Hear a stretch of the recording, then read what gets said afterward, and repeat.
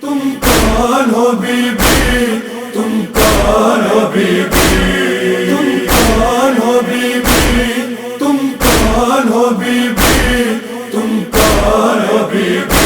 سیدہ سیدہ بولی تڑپ کر بیٹی، ہے کہ خاک ہے دنیا میری، ضبط ہو کیسے یہ ایذا دل کی، اپنی ماں کو نہ تو پہچان سکی، بارہا کرتی ہو یہ مجھ سے گلا، بارہا کرتی ہو یہ مجھ سے گلا۔ حسبنا اللہ ونعم الوکیل، نعم المولا ونعم النصیر، ولا حول ولا قوة الا باللہ العلی العظیم۔ اعوذ باللہ من الشیطان الرجیم، بسم اللہ الرحمن الرحیم۔ الحمد للہ رب العالمین، والحمد للہ الذی ہدانا لہذا، وما كنا لنهتدي لولا ان ہدانا اللہ، والحمد للہ الذی لم يتخذ صاحبة ولا ولدا، ولم يكن له شريك في الملك، ولم يكن له ولي من الذل وكبره تكبيرا۔ صلوات على محمد صلى الله عليه وسلم۔ ثم الصلاة والسلام والتحية والإكرام على سيد بريته وأفضل خليقته، محبوب رب المشرقين والمغربين، جد الحسن والحسين، مولانا ومولى الثقلين أبي القاسم المصطفى محمد،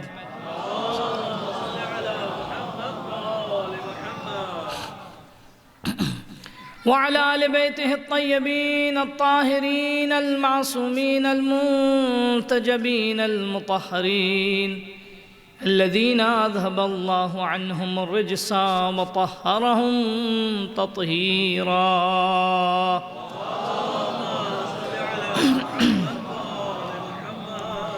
لا سيما بقية الله في الأرضين، وحجته على الخلائق أجمعين، واللعن الدائمة الأبدية على أعدائهم أعداء الله أجمعين، من يوم ظلمهم إلى لقاء يوم الدين۔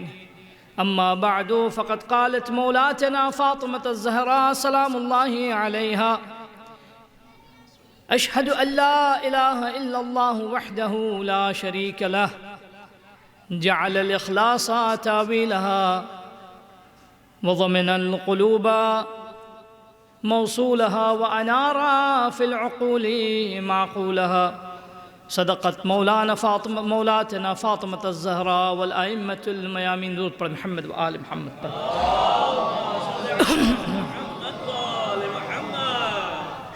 اذان محترم، سب سے پہلے آپ سے معذرت چاہوں گا، راستہ ہمارے اختیار میں نہیں تھا، تاخیر اس میں ہوئی ہے، لیکن بہرحال آپ نے انتظار کیا، اور اللہ آپ کو اس انتظار کا اجر دے، اور ہماری اس ناخواستہ کوتاہی سے درگزر فرمائے۔ ایک درود پڑھ محمد و آل محمد۔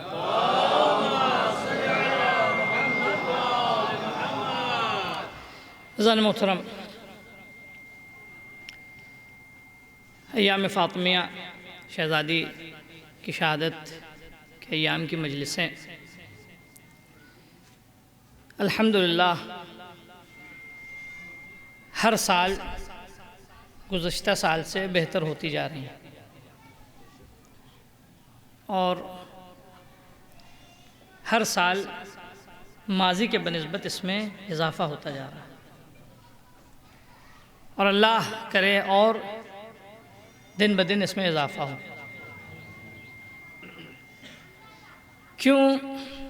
کیونکہ دین اہل بیت، مکتب اہل بیت کی سچائی اور اس کی حقانیت کو ثابت کرنے کے لیے جب تمام دلیلیں خاموش ہو جاتی ہیں اور ساتھ چھوڑ جاتی ہیں، تو تنہا شہزادی ایک دلیل بن کر آتی ہیں جن کے ذریعے دین کی حقانیت کو ثابت کیا جا سکتا ہے۔ تمام دلیلیں جو اپنا ساتھ چھوڑ جاتی ہیں، یعنی حتیٰ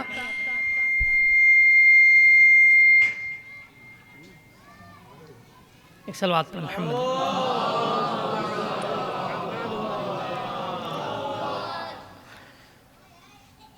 حتیٰ ایک مقام ایسا آتا ہے رسول خدا کی وفات کے بعد، ایک وقت ایسا آتا ہے کہ خود مولا کائنات کو بھی خاموش ہونے پہ مجبور ہونا پڑتا ہے۔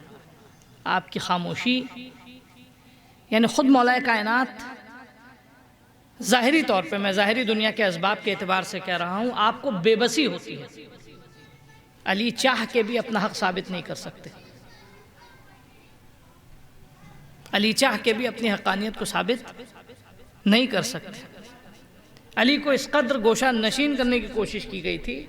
اچھا، اس وقت اگر سب خاموش رہتے، جیسے سب خاموش رہے، اکثریت خاموش رہی، اگر سب خاموش رہتے تو جو نقصانات کربلا کے نہ ہونے کے سبب 60 ہجری یا 61 ہجری میں ہوتے، وہ نقصانات 10 ہجری میں ہو چکے ہوتے۔ بہت توجہ سنیے گا عزیزوں، اور دین بالکل آہستہ آہستہ خاتمے کی طرف چلا جاتا ہے اور تباہی کی طرف چلا جاتا ہے۔ دین کی صداقت، دین کی حقانیت اور دین کی بنیادیں، وہ سب جو ہیں تباہ ہو جاتی اور نابود ہو جاتی۔ اس وقت روئے زمین پر دین کی بقا جو تھی وہ صرف اور صرف ولایت علی سے بقا تھی۔ توجہ کیجئے گا عزیزوں، جس منزل کی طرف آپ کو میں اپنی پوری مجلس کا عادتاً میں مزاج میں رہیے، پوری مجلس کا عنوان آپ کی خدمت میں عرض کرتا چلوں کہ شہزادی زہرا سلام اللہ علیہا اور دین کے اصولوں کی پاسبانی۔ یہ خود اپنے آپ میں ایک تفصیل طلب موضوع ہے، لیکن صرف اس میں ایک نقطے کی طرف اشارہ کروں گا۔ شہزادی کے خطبے کے ایک حصے کا، میں نے ابتدائی حصے کا جو ہے وہ ایک ٹکڑا آپ کی خدمت میں پیش کیا، اسی پہ چند لمحے آپ کی خدمت میں چند باتیں گوش گزار کرنی ہیں کہ اس وقت روئے زمین پر رسول خدا کی رسالت کے بعد توحید، رسالت، قیامت، نبوت، جو کچھ بھی دین کی بنیادیں تھیں، سب کا دار و مدار صرف ایک چیز پہ تھا۔ اگر وہ چیز بچ گئی تو اس وقت توحید بھی سالم رہتی، نبوت بھی سالم رہتی، نبوت بھی محفوظ رہتی، قیامت کا تصور جو صحیح تصور ہے وہ بھی باقی رہتا۔ وہ صرف اور صرف دار و مدار تھا اس وقت ولایت پر۔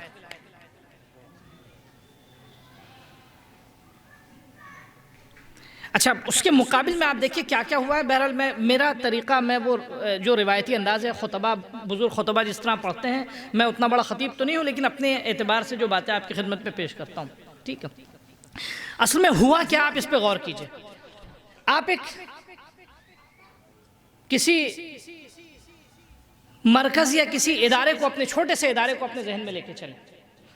اس کو آپ نے اس کی بنیاد ڈالی، آپ نے اس کی تاسیس کی، تاسیس کرنے کے بعد اس کے باقی رہنے کے لیے آپ نے کچھ اصول تیار کیے، کچھ ضوابط، قوانین بنائے، ٹھیک ہے۔ اور آپ جب وہاں سے جانے لگے، یا مثال کے طور پہ آپ، اللہ آپ سب کو حیات دے، بنانے والا جو ہے اس کو دائی اجل کو لبیک کہنا پڑا، تو جانے سے قبل جو ہے ادارے کی بقا کے لیے اپنی طرف سے کسی ایسے شخص کو تعینات کر کے اور اس کا قیم بنا کر اور اس کا ذمہ دار بنا کر جاتا ہے کہ جو اس کی فکر سے ہم آہنگ ہو اور اس ادارے کی بنیادوں کا تحفظ کر سکے اور اس کے اہداف و اغراض و مقاصد اور فلسفے سے بھی آشنا ہو۔ یہ عموماً ہوتا ہے، یہ آپ نے کیا۔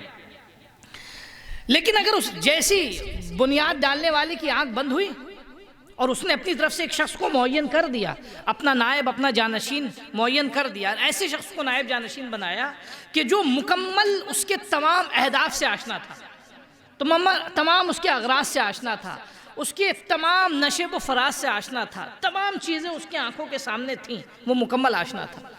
لیکن جیسی اس کی آنکھیں بند ہوئیں، کچھ لوگ نکلے، انہوں نے اس کے مقابل میں ادارہ نیا نہیں بنایا، توجہ کیجئے گا عزیز، مقابل میں نیا ادارہ نہیں بنایا، بلکہ ادارے کے چلانے والے کو انتخاب کیا نئے سرے سے۔ اب یہ بتائیے، جس شخص نے مثال کے طور پہ کسی زید یا علی یا حسن یا حسین کو معین کیا ہے ادارے کا رہنما و سربراہ کے عنوان سے اور اس کا ذمہ دار بنا کر بھیجا ہے، تو اسے یہ معلوم تھا کہ اس شخص میں لیاقت ہے ادارے کو چلانے کی، اسے یہ معلوم تھا کہ یہ شخص جو ادارے کی سربراہی کر سکتا ہے، اسے یہ معلوم تھا کہ ادارے کے نشیب و فراز سے یہ آشنا ہے، اسے یہ معلوم تھا کہ یہ ادارہ اس کی آنکھوں کے سامنے بنا ہے، اسے یہ معلوم تھا کہ اس کے دل میں اس ادارے کا درد ہوگا۔ تو جو چاہ رہے ہیں عزیزو، اس لیے اس نے معین کیا تھا، لیکن جو باریک بینی اور جو ظرافت اس ادارے کی بنیاد ڈالنے والی کی نگاہوں میں تھی، وہ ظرافت دوسرے کی نگاہ میں نہیں ہوگی۔ لیکن لوگوں نے بہرحال کسی بھی سبب ایک نئے شخص کو انتخاب کر لیا۔ اب وہ نیا شخص نہ وہ ادارے کی بنیادوں سے آشنا، نیا شخص نہ جو وہ ادارے کے اہداف سے آشنا، نیا شخص نہ جو وہ ادارے کے اغراض و مقاصد سے آشنا، نئے شخص وہ ادارے کے ظرافت اور نشیب و فراز سے کوئی ذرہ برابر بھی اسے آشنائی نہیں ہے، لیکن قیادت کی لالچ تھی، اس کو انتخاب کر لیا، اس کو بنا دیا گیا۔ یہ اب نتیجہ جو وہ منتخبہ شخص ہے، وہ شخص جو اب قیادت کی کرسی پہ بیٹھا ہے، وہ اب اپنے اعتبار سے اس ادارے کو چلانے کی کوشش کرے گا، اپنے اعتبار سے اس کے اصول بنائے گا، اپنے اعتبار سے اس کے قوانین بنائے گا، اپنے اعتبار سے وہ اس کے نشیب و فراز تیار کرے گا۔ توجہ چاہ رہا ہوں، یعنی عملی طور پر ہوگا کیا کہ بظاہر تو صرف ایک سربراہ کا انتخاب ہوا ہے، لیکن یہ سربراہ کا انتخاب نہیں ہوا ہے، بلکہ اس ادارے کے مقابل میں، اس نظام کے مقابل میں، ان قوانین کے مقابل میں ایک نئے اصول، ایک نئے نظام، ایک نئے ادارے کی تاسیس ہوئی۔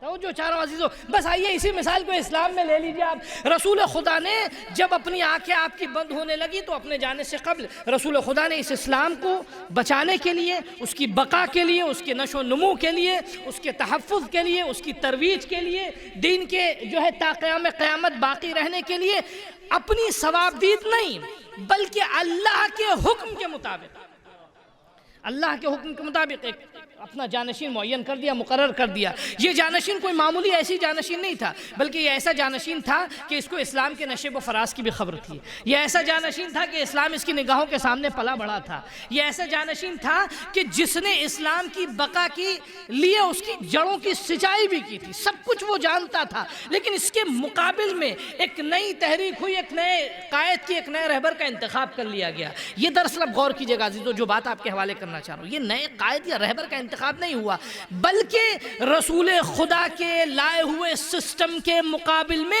ایک نئے سسٹم کا آغاز ہوا۔ تو جو چاہ رہا ہوں عزیزو، اب ایسے لمحے میں، اب میں آپ کو یہ بتانا چاہ رہا ہوں کہ ان ایام کے علیکم السلام، ان ایام کی اہمیت کو توجہ کریں، اس پہ نظر ڈالیں کہ کیا ظرافت ہے ان ایام کی، کیا خاصیت ہے، کہ اب ایسے حالات میں رسول خدا کہ اس دنیا سے جا چکے ہیں، رسول خدا کے جانے کے بعد مولا کائنات کو گوشہ نشین کر دیا گیا۔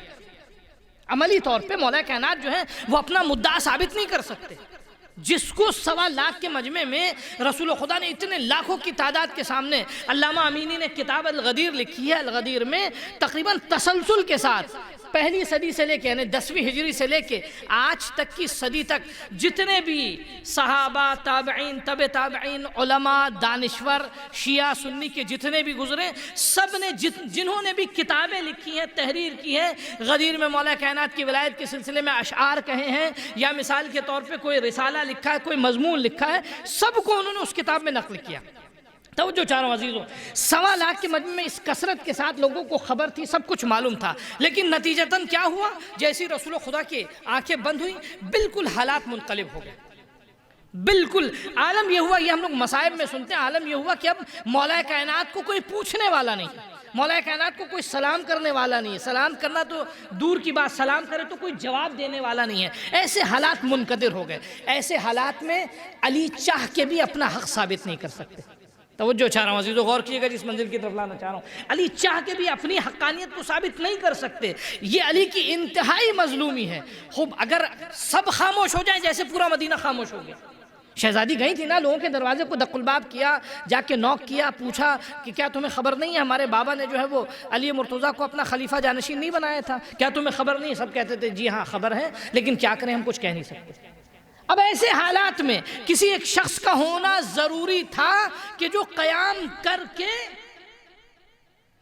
جو اپنی آواز اٹھا کر اس وقت ولایت کی جو صرف ولایت نہیں تھی بلکہ اب آپ دیکھیے، میں اس کی طرف بھی غور کیجئے، یہ جو سسٹم کے مقابل میں ایک پیرلل سسٹم چلا، یعنی ایک خدا قرآن مجید میں ہے، ایک توحید کا تصور قرآن مجید میں، ایک رسالت کا تصور قرآن مجید میں، ایک تصور رسالت کا تصور رسول خدا لے کر آئے تھے، ایک قیامت کا تصور رسول خدا لے کر آئے تھے، ایک دین اور احکام و شریعت و قوانین رسول خدا لے کر آئے تھے، لیکن جیسے ہی رسول خدا کی آئین کے مقابل میں ایک نیا سسٹم تیار ہوا، اب اس میں وہ خدا نہیں ہے جو قرآن کا خدا ہے، وہ رسول نہیں ہے جو قرآن کا رسول ہے۔ میں صرف دعوے سے نہیں کہہ رہا ہوں، آپ کو دلیلیں آپ کی خدمت میں پیش کروں گا۔ جو توحید رسول خدا لے کر آئے تھے وہ توحید باقی نہیں رہی، جو رسالت رسول خدا لے کر آئے تھے وہ رسالت باقی نہیں رہی، وہ قیامت کا تصور، میں ایک مثال سب کی آپ کی خدمت میں پیش کروں گا، وہ قیامت کا تصور جو رسول خدا لے کر آئے تھے وہ قیامت کا تصور باقی نہ رہا۔ میں کیسے، کوئی یہ نہ کہے کہ بے دلیل بات کر رہے ہیں، میں ایک چھوٹی چھوٹی مثالیں آپ کی خدمت میں دے دوں۔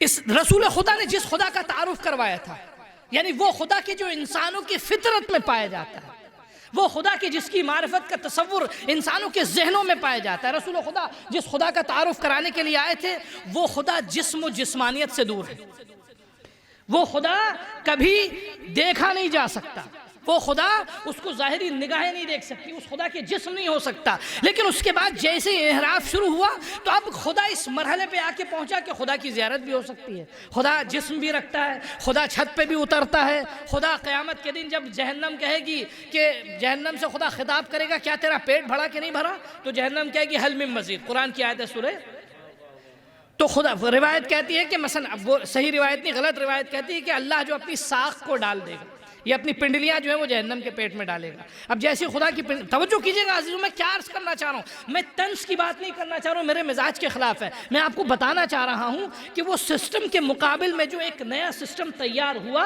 تو صرف نیا سسٹم تیار نہیں، اس کی مشکلات بھی ہیں، خدا کا تصور بدل گیا، قیامت کا تصور بدل گیا، جو ہے اب اس قدر بدلا کہ نہ صرف یہ کہ دوسروں کے معاشرے تک رہا، ہمارے معاشرے میں بھی وہ زہر گھل گیا۔ کیسے گھلا میں بھی آپ کی خدمت میں مثالیں پیش کروں گا، پھر وہ شہزادی کا قول آپ کی خدمت میں پیش کروں گا۔ تو وہ خدا کا تصور نہیں باقی رہا، خدا وہ خدا ہو گیا کہ جو شب جمعہ چھت پہ نازل ہوتا ہے، خدا چھت پہ، یہ خدا کون ہے؟ رسول خدا جس خدا کا تعارف کرانے کے لیے آئے تھے وہ صمد ہے، رسول خدا جس خدا کا تعارف کرانے کے لیے آئے تھے وہ جسم نہیں رکھتا، جسمانیت نہیں رکھتا، اس کو ظاہری نگاہیں نہیں دیکھ سکتی۔ مولا کائنات سے نہج البلاغہ میں ایک صحابی نے سوال کیا، افرائیت ربک یا امیر المومنین، خطبہ نمبر 114 ہے مولا کائنات کا، اے علی آپ نے، اے امیر المومنین آپ نے اپنے خدا کو دیکھا ہے؟ تو ایک مرتبہ مولا کائنات نے کہا ہاں دیکھا ہے میں نے۔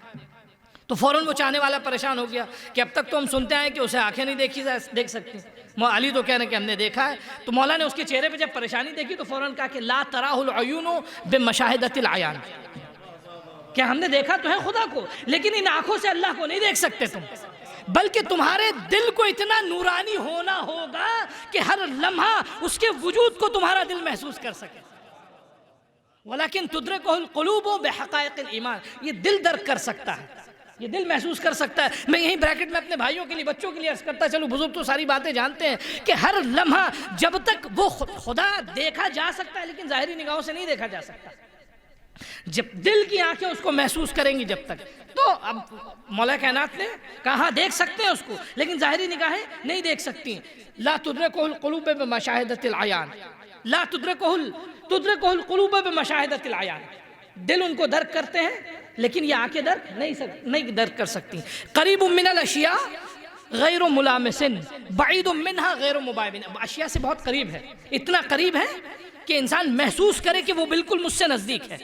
اب انسان قریب کو سمجھ نہیں پا رہا تھا، اللہ نے خود کہا انا اقرب الیہ من حبل الورید، میں اس کی شہ رگ گردن سے زیادہ قریب ہوں، یعنی میں اتنا قریب ہوں۔ انسان پریشان ہو جاتا ہے کبھی کبھی اپنی مشکلات میں، زندگی کے پریشان ہوتا ہے، کس کے دروازے پہ جائے، کس سے سوال کرے، کس سے مدد مانگے، سارے دروازے بند نظر آتے ہیں اس کی نگاہوں کے سامنے، لیکن اللہ کہہ رہا ہے میرے بندے میں تجھ سے اتنا قریب ہوں، ذرا مجھ سے قریب آ کے تو پکار تو مجھے۔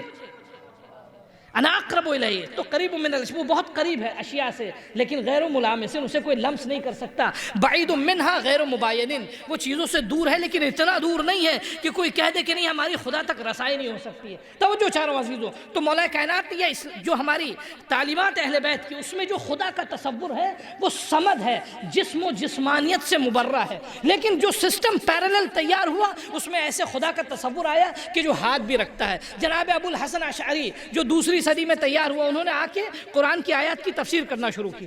قرآن مجید میں کچھ آیتیں ہیں، ید اللہ فوق ایدیہم، اللہ کا ہاتھ ان کے ہاتھوں کے اوپر ہے. الرحمن علی العرش استویٰ، اللہ جو وہ عرش پہ بیٹھا ہوا ہے کرسی کے اوپر. حتیٰ روایتیں کہتی اس طرح بیٹھا ہے کہ کرسی سے چر چر کی آوازیں بھی سنائی دے رہی ہیں. ٹھیک ہے، تو اس طرح کی روایات ہیں. اب جناب ابو الحسن اشعری پریشان ہوئے کہ ہم کیا کریں، قرآن مجید کی آیت کو جھٹلایا نہیں جا سکتا. دوسری بڑی مصیبت یہ تھی کہ قرآن کو عقل سے سمجھا نہیں جا سکتا. ان کے کیا ہمارے یہاں نہیں ہے، وہ کہہ رہے تھے. تو نتیجے میں کیا کیا انہوں نے؟ نتیجے میں کہا کہ لہو ید ولیکن لا ندری کیف یدہ والایمان بہ واجب. قرآن میں آیا ہے تو اللہ کا ہاتھ ہے، لیکن ہاتھ کیسا یہ نہیں ہم نے جانتے، اس کی کیفیت بھی ہم بیان نہیں کر سکتے. توجہ چاروں عزیزوں، لیکن آہستہ آہستہ اس کے جسم ہے، کیونکہ قرآن میں کرسی کا ذکر ہے، لیکن کیسی کرسی کیسا جسم ہے ہم بتا نہیں سکتے اس کا. تو یہ انحراف جو آیا کہاں سے آیا عزیزوں؟ یہ انحراف اصل میں آیا کہ اس سسٹم کی، یہ توحید کا انحراف. اب آپ رسالت کے انحراف کو دیکھیں. قرآن مجید نے جس رسول کا تعارف کروایا ہے وہ پاکیزہ رسول ہے کہ جو کبھی کلام کرے تو اللہ کی گفتگو کے، اللہ کے کلام کے بغیر کلام نہیں کرتا. اس سے کبھی سہو نہیں ہو سکتا، اس سے کبھی غلطی نہیں ہو سکتی، اس سے کبھی کوئی نسیان نہیں ہو سکتا، اس سے کبھی بھول نہیں ہو سکتی. وہ عصمت کا پیکر ہے، صاحب معراج ہے. قرآن مجید نے جس رسول کا تعارف کروایا، لیکن نتیجے میں تاریخ نے جس رسول کا تعارف کروایا وہ رسول عیاذ باللہ رقاص بھی ہے. وہ رسول عیاذ باللہ جو ہے گناہوں خطائیں بھی ہوتی ہیں، اس رسول سے نسیان بھی ہوتا ہے. میں توجہ چاہ رہا ہوں عزیزو، یعنی جو انحراف شروع ہوا وہ انحراف کہاں جا کر پہنچا. قیامت میں تصرف کیسے ہوا؟ قیامت میں تصرف آپ دیکھیں، یہ زہر ہمارے معاشرے میں بھی داخل ہو گیا. اس کو غور سے سنیے گا عزیزو. کبھی بھی کوئی مشکل آتی ہے زندگی میں، ہم کیا کہتے ہیں بتائیے تو؟ کوئی بھی مصیبت آئی، کوئی شخص پریشان ہوا، کسی خدا سب کے گھر کو آباد رکھے. شادی ہوئی، شادی کے بعد جو ہے لڑکی کا گھر خراب ہو گیا، یا لڑکے کو لڑکی اچھی نہیں ملی، تو لوگ کیا کہتے ہیں؟ بے بیچاری کا مقدر خراب تھا. توجہ چاہ رہا ہوں، جس حصہ میں بتانا یہ چاہ رہا ہوں کہ انحراف کہاں سے کہاں تک پہنچا ہے، اور یہ ظاہر ہمارے معاشرے میں بھی آ گیا. کوئی ناکامی ہوئی، کیا کرے مقدر خراب تھا. کوئی پریشانی آئی، کیا کرے مقدر خراب تھا. کوئی درد ہوا، کیا کریں اس کی قسمت میں یہ لکھا تھا. ذرا سا ایک لمحے کے لیے سوچے، وہ خالق کائنات کہ جس نے انسان کو پیدا کرنے سے پہلے ہر چیز اس کے لیے اچھی بنائی. جو چاہ رہا ہوں عزیزوں، اس کو پیدا کرنے سے پہلے ہر چیز اس کے لیے اچھی بنائی. یہ زمین اس کے لیے اچھی بنائی، یہ آسمان اس کے لیے اچھا بنایا، یہ ہوا فضا اس کے لیے اتنی صاف و شفاف بنائی، یہ غذائیں، یہ خوراک، سب کچھ اس کو اچھا دیا. لیکن جب وہ پیدا کر کے انسان کو بھیجے گا تو اس کا مقدر خراب لکھ کے بھیجے گا. تو جو چاہ رہا ہوں عزیزوں، آپ غور کیجئے یہ کہاں سے کہاں انحراف پہنچا ہے. خدا اچھا ایک لمحے کے لیے اگر ہم کہیں کہ بھئی کیا کریں مقدر میں لکھا تھا، اس کا مطلب کیا ہوتا ہے جانتے ہیں؟ اس کا مطلب یہ ہوتا ہے کہ خدا نے مثال کے طور پہ جس کا کسی کا نام عادل ہو وہ یہ نہ سوچے کہ عادل بھائی کا مثال کے طور پہ مقدر خراب لکھا اور حسین بھائی کا مقدر اچھا لکھا. اس کا مطلب کیا ہوتا ہے جانتے ہیں؟ اس کا مطلب یہ ہوتا ہے خدا ناانصاف ہے. بھئی ہم نے کیا غلطی کی تھی کہ جو میرا مقدر خواہ میری زندگی میں مشکلیں لکھ دی خدا نے؟ ہم نے کیا غلطی کی تھی؟ ہم تو پیدا بھی نہیں ہوئے تھے. ہم جب آ رہے تھے تو ہماری کیا خطا تھی کہ خدا نے ہمارا مقدر، ہوتا ہے نا کوئی غریب گھر میں پیدا ہو گیا کہتا ہے ارے مقدر میں لکھا تھا اس لیے غریب گھر میں پیدا ہوئے. انشاءاللہ یہاں تو کوئی ایسا نہیں سوچتا ہوگا. نتیجے میں ہم کیا رہے، یعنی اس کا مطلب یہ کہ خدا نے جس کو پیسے والے کے گھر میں پیدا کیا اس کا مقدر اچھا لکھا، ہمارا مقدر برا لکھ دیا. توجہ چاہ رہا ہوں عزیزوں، جب اس کا ناخواستہ طور پہ اس کا مطلب یہ کہ خدا ناانصاف ہے، ناچاہ کر اس کی ترجمانی ہوگی کہ خدا ظالم ہے. خوب اب آپ یہ بتائیے، خدا اگر ہم اس کو ظالم مان لیں، یہ نظریہ خدا ظالم ہے یہ کہاں سے آیا؟ میں یہی عرض کرنا چاہ رہا ہوں. اب یہ ایسا زہر تھا جو ہمارے معاشرے تک آ گیا. میں اس مثال کو واضح کرتا چلوں تاکہ اکثر یہ بات ایسی جو اکثر سنتے آئے مجلسوں میں، اب تک یہ سنتے آئے ہیں، بچہ بڑا ہو گیا وہ سنتے کہ مقدر میں لکھا ہے، مقدر میں لکھا ہے، مقدر میں لکھا ہے. میں ایک چھوٹی سی مثال دے دوں، اس کے بعد اپنی بات کو آگے بڑھاؤں گا کہ اللہ نے کبھی بھی کسی انسان کا مقدر خراب نہیں بنایا. بلکہ جتنے بھی انسان دنیا میں پیدا ہوتے ہیں سب کو خدا نے عقل دی، سب کو خدا نے آنکھیں دی، سب کو خدا نے صلاحیتیں دی، سب کو خدا نے لیاقتیں دی۔ اب ان لیاقتوں اور صلاحیتوں کے اوپر فرض ہے انسان پر کہ اپنی صلاحیتوں کو نکھارے، ابھارے، اور ابھارنے کے بعد جس مرحلے پہ جتنی محنت کرے گا اس کو اس کے نتائج ملیں گے۔ میں مثال دے دوں، ابھی آپ کے بچے شہر کے اسکولوں میں جاتے ہیں تو جو بڑے اسکول شہر کے اسکول ہیں اس میں بچوں کے ہاتھ میں کلے دیتے ہیں، مٹی ہوتی ہے خاص قسم کی، اور وہ جب مٹی اس کو دیتے ہیں تو مٹی سے بچہ کیا کرتا ہے؟ بچہ اپنے ہاتھوں سے کبھی وہ بطخ بناتا ہے، کبھی وہ مثال کے طور پہ پھل تیار کرتا ہے، کبھی کوئی دوسرا رنگ دیتا ہے۔ اب جس بچے میں جتنی خلاقیت ہو، اپنی خلاقیت و لیاقت کے اعتبار سے وہ نئے نئے نقش و نگار جو اس مٹی میں تیار کرتا ہے۔ اب یہ بتائیے، ایک بچہ بڑے اچھے نقش و نگار تیار کر رہا ہے مٹی میں، دوسرا بچہ جو ہے وہ نقش و نگار نہیں تیار کر پا رہا ہے، تو کیا یہ بتائیے جس بچے نے اچھا نقش و نگار تیار کیا تو یہ مٹی کی خوبی ہے، یا جس بچے نے اچھا نقش و نگار نہیں تیار کیا یہ مٹی کی برائی ہے؟ نہیں، مٹی کی برائی نہیں ہے، بلکہ مٹی میں خلاقیت ہے۔ آپ چاہے تو اس سے خوبصورت اور دلگیر نقش تیار کر دیں، اور چاہے تو اس سے ایک جو ہے وہ نامناسب نقش تیار ہو سکتا ہے۔ بس فرق یہ ہے کہ جس میں جتنی خلاقیت ہوگی ویسی نقش و نگار تیار ہوگا۔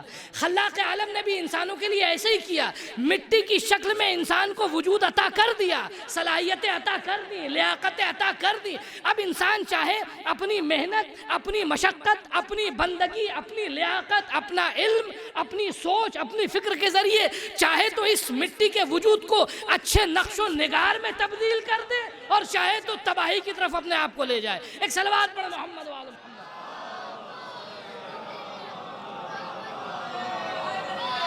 یا عالم، یا عالم۔ اب میں ایگزامپل دیتا چلوں آپ کو، یہ تو مٹی کی مثال دی تھی۔ ہوتا کیا ہے، توجہ چاہ رہا ہوں عزیزو، پھر میں آپ کو لے کر آؤں۔ ہوتا کیا، کسی کا گھر خراب ہوا تو ہم نے کہا مقدر خراب تھا۔ مقدر خراب نہیں تھا، آپ کا انتخاب خراب تھا۔ کسی کی تجارت ڈوبی، کہا کہ مقدر خراب تھا۔ مقدر خراب نہیں تھا، تجارت میں آپ کی تدبیر خراب تھی۔ کوئی بیمار ہوا، کہا مقدر خراب تھا۔ مقدر خراب نہیں تھا، بلکہ آپ نے اپنی صحت کا خیال نہیں رکھا۔ توجہ چاہ رہا ہوں عزیزو، یہ بہت آسان ہے کہ اپنی ناکامیوں کو غیبی اسباب کی طرف نسبت دے۔ نہیں عزیزو، اصل یہ اہل بیت کا دین یہ نہیں ہے۔ میں یہاں ایک جملہ اور شہید مطہری کا بھی آپ کی خدمت میں عرض کرتا چلوں، اور اس پہ غور کیجئے گا، اتنی جلدی یہ بات شاید آپ کے حلق سے نیچے بھی نہ اترے۔ میں کہیں پڑھ رہا تھا عشرہ، تو اس میں 3 دن تک صرف اسی بات پہ ڈسکس کرنا پڑا مجھے، 3 دن تک، تو اتنی آسانی سے یہ حلق سے نہیں اترنے والی ہے۔ بچپن سے آپ سنتے آئے ہیں مقدر میں لکھا ہے، مقدر میں لکھا ہے، مقدر میں لکھا ہے، مولانا کوئی نیا دین دے کے جا رہے ہیں۔ نہیں، میں کوئی نیا دین دے کر نہیں جا رہا ہوں، صرف آپ کو بتانا چاہ رہا ہوں، غور کیجئے کہ اس دین میں یہ آیا کہاں سے۔ اہل بیت کے دین میں مقدر نام کی کوئی چڑیا تھی نہیں، اہل بیت کے مذہب میں نہیں ہے عزیزو۔ یہ میں جذبات میں نہیں کہہ رہا ہوں، نہ ہی آپ کے ذہن کو خراب کرنا چاہ رہا ہوں، اس پہ غور کیجئے گا۔ آپ کے علماء بیٹھے ہیں، آپ ان سے بھی دریافت کیجئے اس سلسلے میں۔ انسان کو اللہ نے سفید کاغذ کی طرح بنایا ہے، اس میں اتنی لیاقت ہے کہ جو آپ جو لکھیں گے وہ اس پہ نقش چڑھے گا، اور وہ خود انسان لکھتا ہے۔ فرق یہ ہے عزیزو، اللہ نے جب انسان کو اس دنیا میں بھیجا تو تمام لیاقتیں صلاحیتیں دے کر بھیجی۔ حتیٰ اب آپ کی خدمت میں عرض کرتے چلے، کوئی شخص گونگا پیدا ہوا، کوئی شخص بہرا پیدا ہوا، کوئی شخص جو ہے اندھا پیدا ہوا، کوئی شخص معذور پیدا ہوا، کوئی شخص ایب نارمل پیدا ہوا۔ آج علم طب نے اس کو ثابت کر دیا، سائنس نے اس بات کو ثابت کر دیا ہے کہ یہ بھی جو ہے خلقت میں نقص نہیں ہے، بلکہ ماں باپ کی یا کہیں نہ کہیں جینز کی غلطی ہے۔ یہ اللہ کی خلقت میں، اگر ایسا ہوتا تو اللہ نے جو پہلا انسان خلق کیا تھا اس کو معیوب خلق ہونا چاہیے۔ سلسلے تخلیق میں اللہ نے کوئی نقص ایجاد نہیں کیا، بلکہ جب انسان کو پیدا کیا تو تبارک اللہ احسن الخالقین، اللہ بابرکت ہے، وہ بہترین خالق ہے۔ انسان کو بہترین آنکھیں دی، ایسی آنکھیں دی کہ انسان ایسی ظریف چیزوں کو اپنی نگاہوں سے دیکھ سکتا ہے، ایسا ذہن دیا کہ اس ذہن کے ذریعے پوری کائنات کو اپنے قبضے میں کر سکتا ہے، اتنی طاقت و قوت دی کہ زمین سے زیادہ آسمان کے سفر کو طے کر سکتا ہے۔ ساری سخر لکم ما فی السماوات و ما فی الارض، یہ جو قرآن کی آیت ہے کہ اللہ نے زمین و آسمان میں جو کچھ بھی ہے اس کو تمہارے لیے مسخر کیا ہے، اس معنی میں نہیں ہے کہ وہ ڈوری میں باندھ کے انسان کے ہاتھ میں ڈور دے دی ہے، بلکہ اللہ نے انسان کو ایسی صلاحیت عطا کی ہے کہ جب چاہے جس چیز کو چاہے اپنے قبضے میں لے سکتا ہے۔ جو چاروں عزیزو، یہ انسان کو اللہ نے لیاقتیں دی ہیں، انسان کو صلاحیتیں دی ہیں. یہ جو آپ سنتے ہیں کہ بھئی فلاں ملک میں جو ہے یہ انکشاف ہوا، فلاں ملک میں یہ چیز تیار ہوئی، تو کوئی جناب جبرائیل آسمان سے آ کے بناتے ہیں؟ جناب جبرائیل نہیں آتے ہیں، یہی انسان آ کے بناتا ہے. لیکن فرق ہے کہ جس انسان نے بنایا اس نے اپنی لیاقت، اپنی صلاحیت، اور ایسا بھی نہیں کہ اس انسان کو اللہ نے الگ سے بنایا تھا، نہ اس انسان کو اللہ نے الگ سے بنایا، نہ یہ کہ جناب جبرائیل یا کوئی دوسرا فرشتہ آسمان سے آیا، بلکہ اللہ کی دی ہوئی صلاحیتوں اور لیاقتوں کا نتیجہ تھا کہ اس انسان نے زمین میں بیٹھ کر آسمان کے سیاروں کو اپنے قبضے میں کر رکھا ہے.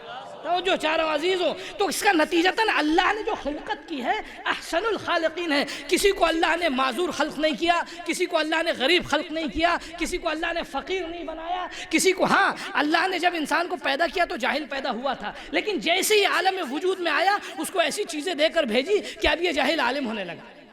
علم کے سب سے بنیادی وسائل ہوتے ہیں سینس آف آرگنز، حواس خمسہ. انسان کو آنکھ دی سالم دیکھنے کے ذریعے اس کے علم میں اضافہ ہوا، کان دیے سننے کے ذریعے علم میں اضافہ ہوا، لمس کی طاقت دی لمس کر کے علم میں اضافہ ہوا. کہنے کا مقصد میں اس بات پہ زیادہ وقت نہیں لینا چاہتا ہوں کہ انسان کو اللہ نے ذرہ برابر بھی ناقص پیدا نہیں کیا ہے. ایک انسان کو اللہ نے مجبور پیدا نہیں کیا ہے. انسان کو اللہ نے، انسان کی زندگی میں جو حوادث ہوتے ہیں، ہماری ماں بہنیں، ہمارے بھائی، ہمارے بچے امتحان میں کامیاب، کسی آفس میں فرض کیجئے کسی یونیورسٹی کسی کالج میں داخلہ لینا تھا، بچے نے امتحان دیا، 100% لیاقت صلاحیت تھی، بس مشکل یہ ہوئی کہ امتحان میں اس کے نمبر تو آ گئے لیکن پیچھے سے آ کے کسی نے جو ہے لفافہ دے دیا. اب کیا کہتے ہیں ہم کہ مقدر خراب تھا اس لیے یہاں داخلہ نہیں ہوا، مقدر خراب تھا اس لیے نوکری نہیں. عزیزو، مقدر خراب نہیں تھا بلکہ کسی شخص نے ظلم کیا آپ کے حق میں. حقائق کا بالکل دو چار کرنا بہت ضروری ہے عزیزو. کہیں ہاں اب کوئی شخص فل کے امتحان میں کامیاب نہیں ہوا، یاد رکھیے اللہ کا نظام ایسا ہے کہ تم 60 کی محنت کرو گے تم کو 60 ملے گا، تم 75 کی محنت کرو گے 75 ملے گا، 50 کی محنت کرو گے 50 ملے گا.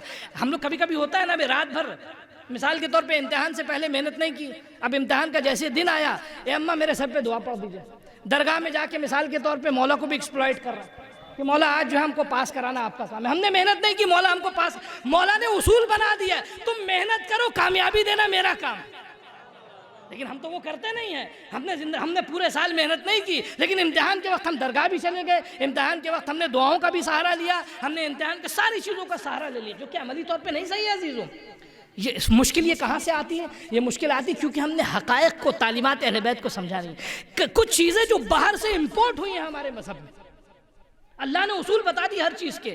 میں ایک بڑی مصیبت کا مرحلہ جو آج جو ایک معاشرے میں زہر بن کے کھل رہا ہے عزیزو، میں چند باتیں کہہ کے اصل بات کی طرف آپ کو لے کر آؤں. ایک صلوات پڑھیں محمد و آل محمد. توجہ کیجئے گا عزیزو. اکثر گھر آج مثال کے طور پہ ایک بڑی مشکل کیا ہے؟ لوگوں کے گھروں کی خرابی، لوگوں کے گھر کو خرابی. شادی کر دی، کہا بھئی اس کے پاس پیسہ بہت ہے، اس کے پاس دولت بہت ہے، ارے بھئی بڑے خاندان والے، سب کچھ دیکھ کے شادی کر دی. سب کچھ دیکھا لیکن جو دیکھنا تھا وہ نہ دیکھا. تو جو چاروں سب کچھ دیکھا، جو دیکھنا، کیا دیکھنا تھا؟ صرف 2 چیزیں دیکھنی تھی، صرف 2 چیزیں دیکھنی تھی عزیز. دولت دیکھی، خاندان دیکھا، قبیلہ دیکھا، شہرت دیکھی، گاڑی دیکھی، گھوڑا دیکھا، بلڈنگ دیکھی، فلیٹ دیکھا، سب کچھ دیکھے. لیکن اللہ نے اور معصومین نے 2 چیزیں دیکھنے کو کہی تھی، یا بلکہ یوں کہوں وہ نہ دیکھا جو رسول خدا نے علی میں دیکھا تھا. وہ نہیں دیکھا جو رسول خدا نے علی میں کیا دیکھا تھا؟ علی میں پیسے دیکھے تھے؟ نہیں، مولا کائنات کے پاس پیسے نہیں تھے، کائنات کا بادشاہ، لیکن شادی ایسی ہوئی کہ جیسے کسی غریب کے گھر کی ہوتی ہے. وسائل زندگی سب سے محدود، سب کچھ دیکھا لیکن جو کیا دیکھنا تھا؟ صرف 2 چیزیں دیکھنی تھی عزیز. یہ دیکھو کہ لڑکی اور لڑکا ایک دوسرے کا کف ہے کہ نہیں.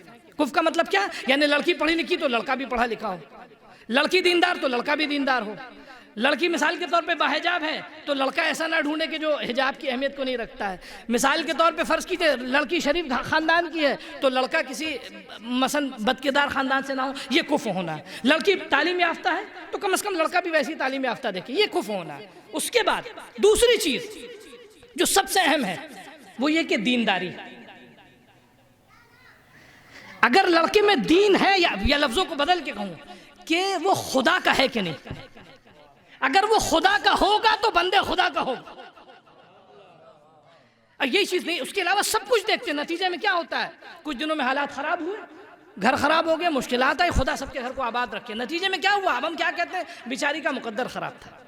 مقدر خراب نہیں تھا عزیزو، میں نے ابتدا میں کہا تھا ہمارا انتخاب وہ نہ تھا جو رسول خدا کا انتخاب تھا. ہمارے انتخاب میں خرابی تھی عزیزو. تو اس مقدر کے تصور کو شہید مطہری کو وہ جملہ عرض کرتا چلوں. شہید مطہری کہتے ہیں کہ انسان کو اللہ نے اس طرح بنایا ہے کہ وہ مقدر اپنا خود سے لکھے گا. انسان خود سے اپنا مقدر لکھتا ہے. بلکہ دیکھیں میں یوں عرض کرتا چلوں، جب دنیا میں اللہ نے بھیجا انسان کو تو سب کچھ دے کر بھیجا، لیکن اب اس کی دنیا بنانے کے لیے اور آخرت بنانے کے لیے انسان خود چاہے تو اپنی دنیا بنائے گا، خود چاہے تو اپنی دنیا بگاڑے گا. یہ اس کے ہاتھ میں اختیار ہے عزیزوں. نہیں پڑھے گا کوئی انسان، اس کی دنیا تباہ ہوگی. نہیں عبادت و بندگی کرے گا، دنیا میں بھی ذلیل ہوگا، آخرت میں بھی ذلیل ہوگا. نہیں دیندار ہوگا تو دنیا میں بھی رسوائی ہے، آخرت میں بھی رسوائی. تو یہ ایسا نہیں کہ اس کے مقدر میں یہ لکھا تھا عزیزوں. توجہ چاہ رہا ہوں. تو یہ انحراف کہاں سے آیا؟ میں اصل منزل کی طرف لانا چاہ رہا ہوں. یہ انحراف آیا کہاں سے؟ یہ انحراف اس لیے آیا کیونکہ وہ پیرلل سسٹم جو بدلا تھا اس قدر جو ہے. دیکھیے ایک ذہن میں ایک چیز رکھیے گا، اگر کسی چیز سے ہم بیزار ہیں تو ہمہ جہت اس سے بیزار ہونا ضروری ہے. نظریاتی اعتبار سے فکر، بہت ساری ایسی چیزیں ہمارے معاشرے میں آج رائج ہیں جو اہل بیت کی تعلیمات سے اس کا تو کوئی تعلق نہیں ہے. ہم حتیٰ جن سے بیزار ہوتے ہیں، جن نظریات سے ہم بیزار ہوتے ہیں، وہاں سے وہ چیزیں امپورٹنٹ ہیں. تو کہنے کا مقصد یہ کہ جب یہ سسٹم بدلا تو اس کے مقابلے میں جب سسٹم، تو توحید میں انحراف آیا، یہ انحراف یہاں تک پہنچا. رسالت میں انحراف آیا، یہ انحراف یہاں تک پہنچا. قیادت میں انحراف، امامت و خلافت میں انحراف آیا، وہ کہاں تک پہنچا آپ دیکھ سکتے ہیں. اب ایسے لمحے میں کہ جہاں انحرافات اس عروج پہ ہے، ایک ایسا شخص ہونا چاہیے کہ جو توحید کی بھی حفاظت کر سکے، رسالت کی بھی حفاظت کر سکے، امامت کی بھی حفاظت کر سکے، اور کوئی اسے جھٹلا بھی نہ سکے. توجہ چاہ رہا ہوں عزیزوں. تنہا ذات تھی شہزادی زہرا سلام اللہ علیہ کی. شہزادی کے علاوہ کوئی شخص نہ تھا اس وقت. اب شہزادی گئی، جو میں نے خطبے کا حصہ، وہ خطبہ فدقیہ آپ نے سنا ہے، معروف خطبہ. آپ وہاں گئیں، آپ وہاں جا کے آپ نے خطبہ شروع کیا حمد و ثنا کے بعد. اور خطبے میں اسی پہلے فقرے کو آپ کی خدمت میں پیش کروں گا، اس پہ مجلس ختم کر دوں گا. اشہد ان لا الہ الا اللہ وحدہ لا شریک لہ. میں گواہی دیتی ہوں کہ کوئی خدا نہیں اس وحدہ لا شریک کے. پھر اب انہوں نے اس توحید کے 3 تقاضے بتائے. جعل الاخلاص تاویلہا، کہ تم اگر توحید پہ اقرار کرتے ہو، تم کو توحید پہ ایمان ہے، تو تمہارے پاس سب سے پہلے کیا ہونا چاہیے؟ اللہ پہ ایمان رکھتے ہو. اللہ پہ ایمان کا مطلب اخلاص. و اخلاص جیسے آپ لفظ سنتے ہیں تو آپ کے ذہن میں کچھ اور آتا ہے. میں مجلس کراؤ اخلاص کے ساتھ کراؤ، ماتم کرو اخلاص کے ساتھ کرو، نظر دلواؤ اخلاص کے ساتھ دلواؤ، بے فلاں نیک کام کرو اخلاص کے ساتھ کرو. یہی تو آپ کے ذہن میں آتا ہے. اخلاص کا مطلب کیا وہ سن لیجیے عزیزوں. اس مفہوم کو سن لیجیے گا، پھر ہمیشہ ذہن میں رکھیے گا. اور ایک مثال میں آپ کو قرآن مجید کی دوں گا کہ اخلاص کہتے کسے.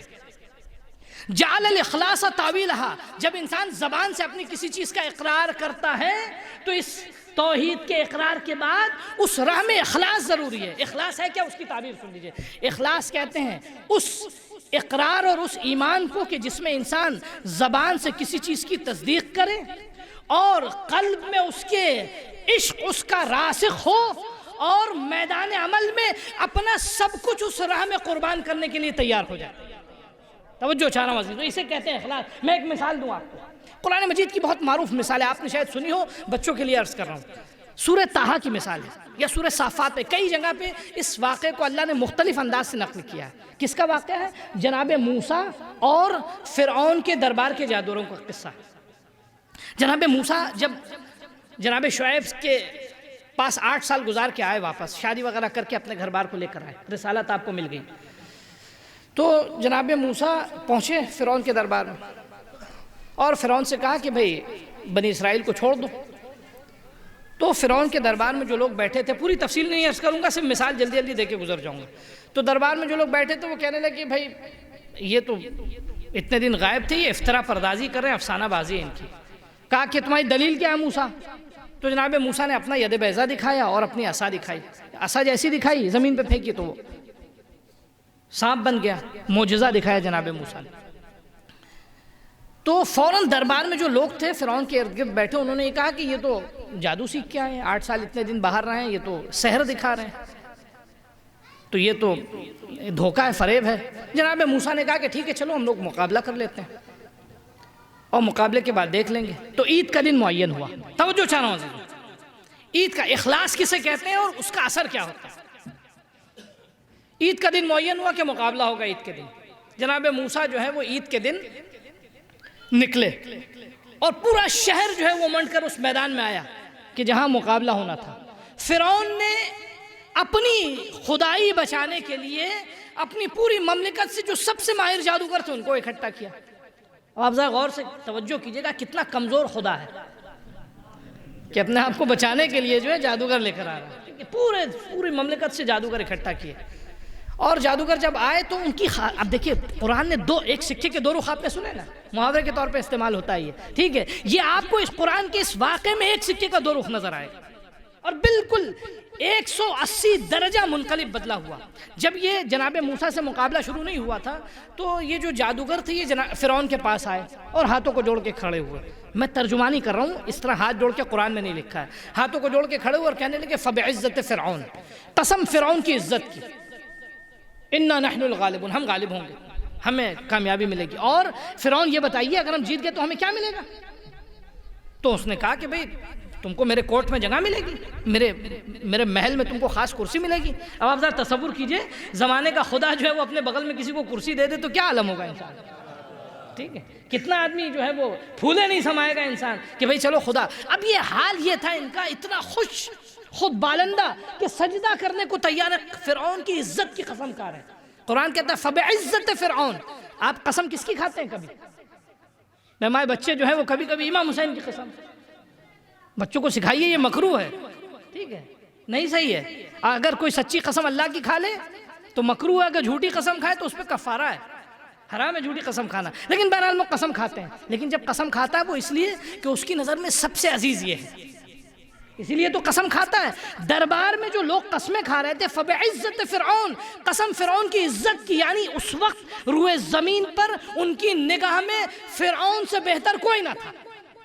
اچھا فرعون کون تھا؟ اس کے پاس خدائی ظاہری طور پہ, اس کے پاس طاقت, اس کے پاس اسلحے, اس کے پاس پیسہ, سب کچھ اس کا. یہ ہر زمانے کے فرعون کی خاصیت ہوتی ہے عزیز, اس کو ذہن میں رکھیے.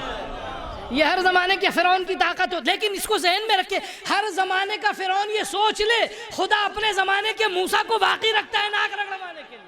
ایک صلوات پڑھے محمد وآل محمد. اس کو اپنی طاقت پہ غرور ہوتا ہے, گھمنڈ ہوتا ہے, سب کچھ وہ سمجھتا ہے ہم ہی سب کچھ ہیں, ہم چاہے جس کو چاہے ہم زندہ کر دیں, جس کو چاہے مار دیں. قرآن میں ہے نا تذکرہ, ہم جس کو چاہے غریب جس کا مال چھین لیں, جس کو چاہے ہم مال و دولت سے نواز دیں. یہ ہر زمانے کی فرعون کی خاصیت ہوتی ہے, وہ غرور میں اور گھمنڈ میں چور ہوتا ہے. اس کی آنکھیں یعنی گھمنڈ اس قدر پردے کی شکل میں اس کی نگاہوں کے سامنے آ جاتا ہے کہ وہ کچھ دیکھ نہیں پاتا ہے سوائے اپنے تخت و تاج کے, سوائے اپنی قوت کے. لیکن زمانہ یاد رکھے فرعون جتنا بھی غرق ہو خدا مہلت دیتا ہے, غفلت نہیں کرتا. یہ اللہ کا نظام ہے. البتہ ایک بات اور بھی عرض کرتا چلوں عزیزوں, جب فرعون جیسے لوگ تیار ہوں تو زمانے میں موسیٰ اور بنی اسرائیل جیسے مجاہدوں کا بھی تیار ہونا ضروری ہے تاکہ وہ مقابلہ اس حوصلے کے ساتھ کر سکیں. توجہ چاہ رہا ہوں جلدی سے عزیزوں گزرتا چلوں کہ جناب موسیٰ آپ کھڑے ہوئے, جناب موسیٰ اکیلے, ادھر سارے جادوگر جو فرعون کی قسمیں کھا رہے تھے. فرعون اس وقت روئے زمین پر فرعون کا سجدہ کر رہے تھے, فرعون سے بہتر کوئی نہیں تھا. ایک مرتبہ جیسے ہی جناب موسیٰ کے سامنے آئے, کہا کہ آپ اجازت ہے آپ پہلے کچھ دکھائیے. تو جناب موسیٰ نے کہا القوا ما انتم ملقون فالقوا ما انتم ملقون, دکھاؤ تم کو جو بھی دکھانا ہے.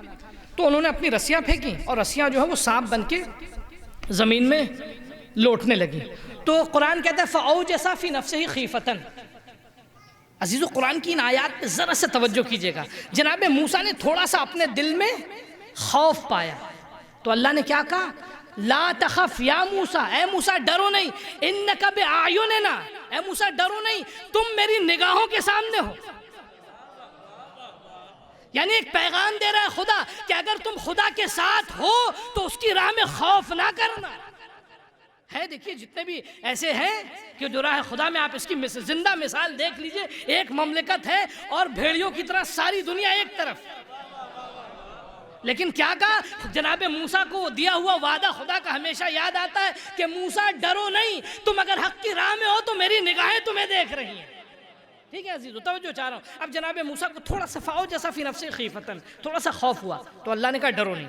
جیسی اللہ نے یہ ہمت دلائی تو اب کہا جناب موسیٰ کے دل پہ خوف رہا، فوراً اللہ نے کہا موسیٰ اپنا عصا پھینکو، جناب موسیٰ نے اپنا عصا پھینکا، جیسی عصا پھینکا تو وہ ثعبان کی شکل میں ایک اژدہے کی شکل میں تبدیل ہو گیا۔ فَإِذَا هِيَ تَلْقَفُ مَا يَأْفِكُونَ، قرآن کہتا ہے کہ وہ اژدہا جو ہے اب اس نے جتنے بھی ان کے افک اللہ نے استعمال کیا لفظ کہ وہ جو جھوٹ اور فریب اور مکر تھا ان کا، اس جھوٹ اور فریب و مکر کو جناب موسیٰ کے اس معجزے نے نگل لیا۔ توجہ چاہ رہا ہوں عزیزو، یہ تو بات یہاں تک تو صحیح، میں کیا بتانا چاہ رہا ہوں؟ اخلاص۔ اب آپ اس کا اثر دیکھیے، اب جیسے یہ ہوا جتنے جادوگر جو اپنے زمانے کے سب سے ماہر، اپنے زمانے کے ان سے بہتر کوئی جادوگر نہ تھا، یا یوں کہوں ان سے بہتر کوئی فن شناس نہ تھا، یہ جانتے تھے کہ جو ان کا فن ہے اس سے بہتر کوئی فن نہیں ہے، اب اگر اس سے بہتر کچھ آ جائے تو وہ انسانی نہیں ہوگا، الہی ہوگا۔ یہ ان کو دربار وہ جادوگر، اب جیسی جناب موسیٰ کا یہ معجزہ دیکھا، اچھا اب دیکھیے اب تک تو فرعون سے پوچھ رہے تھے کہ سرکار میں یہ کروں، سرکار میں وہ کروں، سرکار میں وہ کروں، میں دکھاؤں نہ دکھاؤں، لیکن اب جیسی جناب موسیٰ کے معجزے کو دیکھا فوراً سجدے میں چلے گئے۔ اب فرعون نے ان سے پوچھا کہ تم نے موسیٰ کے آگے سجدہ کیا، ہم سے اجازت لی؟ تو جو چاہو تو کیا جواب دیا کہ اے فرعون، اب تک ہم جس خدا کے آگے سجدہ کر رہے تھے اس کی اجازت کی ضرورت تھی، لیکن اب جس خدا کا سجدہ کیا ہے وہاں میرے وجود نے آمادہ کیا، وہاں کسی کی اجازت کی ضرورت نہیں۔ ایک صلوات پڑھو محمد و آل محمد پر۔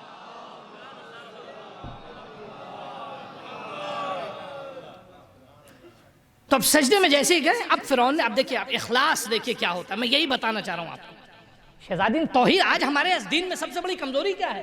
سب سے بڑی کمزوری ہے کہ ہمارے معاشرے میں سب کچھ ہے لیکن خدا شناسی نہیں ہے، سب کچھ ہے، ہم ہر چیز سے قریب ہیں لیکن خدا سے دور ہیں، خدا کا قرب نہیں معاشرے میں۔ اب دیکھیے اخلاص کسے کہتے ہیں؟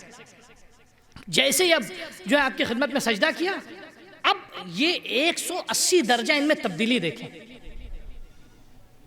صرف انہوں نے سجدہ نہیں کیا ہے بلکہ اچھا یہ پورا ایونٹ اگر آپ اس کو فلمٹائز کیجئے، جیسے مختار نامہ آپ دیکھتے ہیں نا، مختار نامہ تو ایک پوری سیریز ہے، لیکن صرف اس سیریز کو اگر اس کو اگر ایک سیریل اور فلم کی شکل میں تیار کیجئے تو پورا سیناریو شاید 10 سے 15 منٹ کا ہوگا، 10 سے 15 منٹ کا پورا واقعہ، لیکن 10 سے 15 منٹ میں آپ دیکھیں کس قدر تبدیلی آئی ہے، اور یہ تبدیلی صرف ظاہری سجدوں کی تبدیلی نہیں تھی بلکہ اس میں سوچ میں بھی تبدیلی آئی، فکر میں بھی تبدیلی آئی، خدا پر اعتقاد اور ایمان میں بھی تبدیلی آئی، نہیں جذبوں میں بھی تبدیلی آ گئی۔